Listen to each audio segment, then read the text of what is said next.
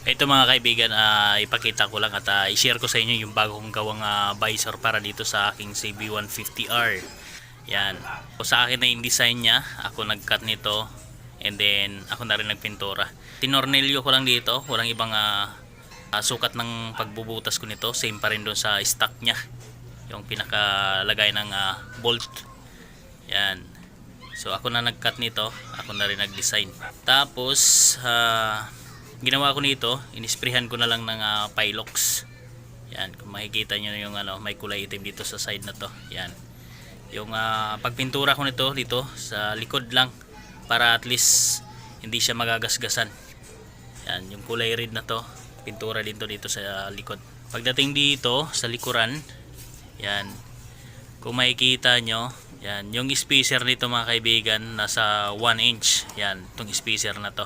Yung spacer na to sa side mirror ko, kinabit ko na lang dito. Binaklas ko, ngayon may nakita akong pwede namang gawin ng spacer. Ginawa ko na lang dito, nilagay ko dito sa visor. And then ito, kung mapansin nyo to, ito yung tumutukod.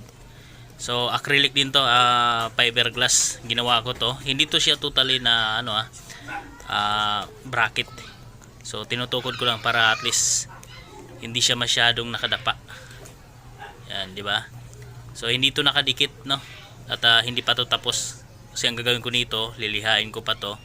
And then pinturahan ko to ng kulay black din. Yan.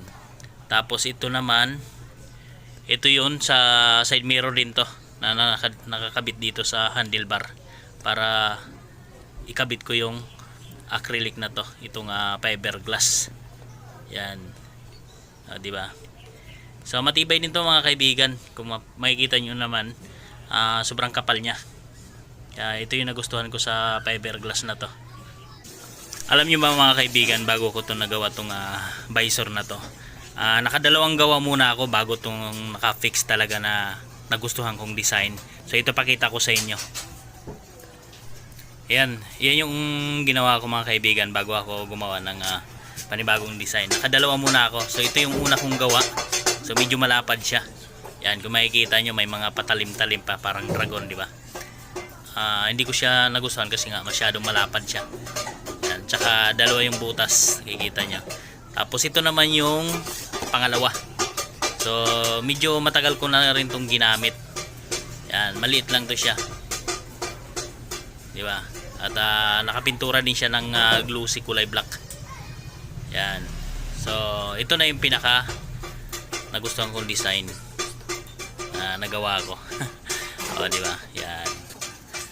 So ayun, hanggang dito na lang. At siguro ito na yung pinaka design ng motor ko, itong kinabit kong visor. So ayan, maraming salamat sa nakapagpanood itong video na to. At sana magkaroon din kayo ng idea sa mga motor nyo. So ayan, maraming salamat. God bless ating lahat. Ride safe.